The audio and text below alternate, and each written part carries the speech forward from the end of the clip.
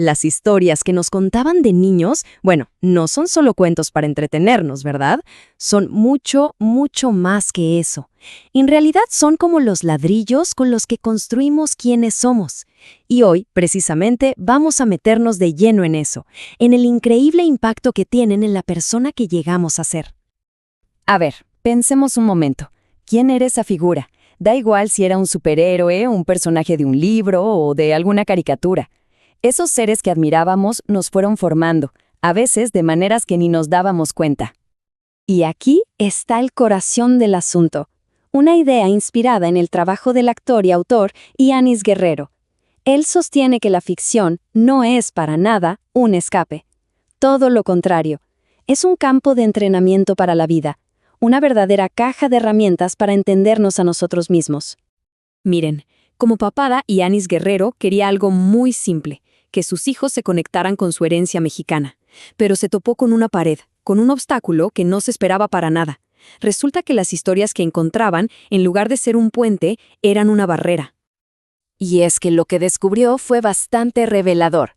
Se dio cuenta de que las historias disponibles sobre la cultura prehispánica de México, pues sencillamente no estaban hechas para niños. Claro, porque lo que se encontraba era una visión de la historia, casi siempre filtrada por una lente colonial, que era ultraviolenta y súper sangrienta. Imaginen eso, para un niño que intenta conectar con sus raíces, el primer contacto es de miedo, es algo totalmente negativo. O sea, se había creado una narrativa enfocada casi exclusivamente en la violencia, en los sacrificios, pintando a los mexicas como salvajes. Y mientras tanto, se dejaba fuera del cuadro la realidad de una civilización con una organización social complejísima, una filosofía profunda y logros científicos increíbles. ¿Y cuál es el resultado de todo esto? Pues una desconexión cultural tremenda. Si a los niños se les cuenta que sus antepasados eran los malos, lógicamente van a buscar a sus héroes en otro lado, en otras culturas.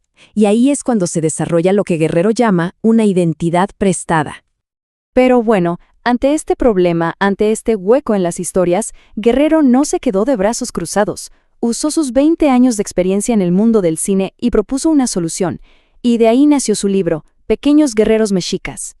Su lógica fue muy directa, muy de manos a la obra. Si la historia que quiero contarles a mis hijos no existe, entonces la escribo yo. Así de simple. Su estrategia fue muy audaz y se basó en 2 cambios que son clave.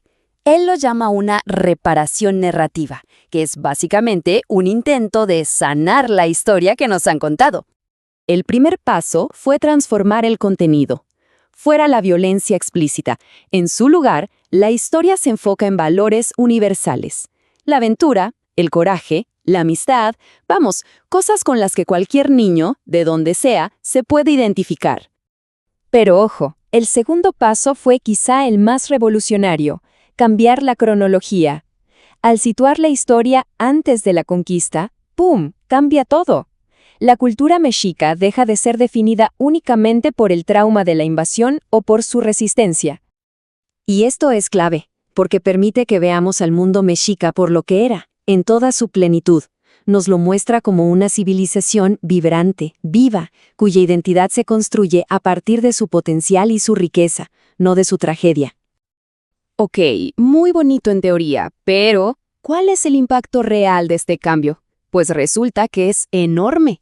Reclamar la narrativa, volver a contar la historia, es una herramienta súper poderosa para reconstruir la identidad. Y esto, de hecho, no es nada nuevo.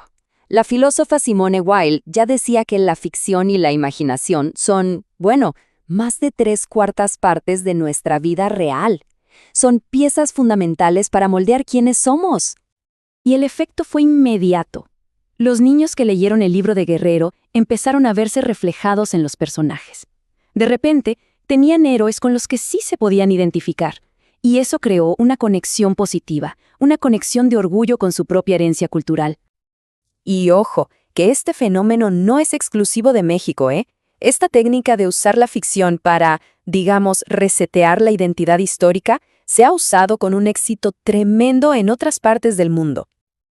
A ver, pensemos en Francia, con los famosísimos cómics de Astérix. Agarran a los galos, un pueblo conquistado por Roma, y los convierten en héroes súper astutos que nunca se rinden. O vámonos a Alemania con la serie Bárbaros, que le da la vuelta a la tortilla y presenta a las tribus germánicas no como salvajes, sino como héroes que defienden su cultura. Todo esto nos lleva a una conclusión que es muy, muy potente. Las historias que elegimos contar no solo reflejan quiénes somos, tienen el poder de moldear activamente nuestro presente y de construir el legado que vamos a dejar. Es como dice la frase, lo que no se cuenta, no existe. El proyecto de Guerrero es la prueba perfecta de que, al cambiar cómo contamos nuestra historia, podemos transformar un legado de trauma en uno de orgullo y de plenitud.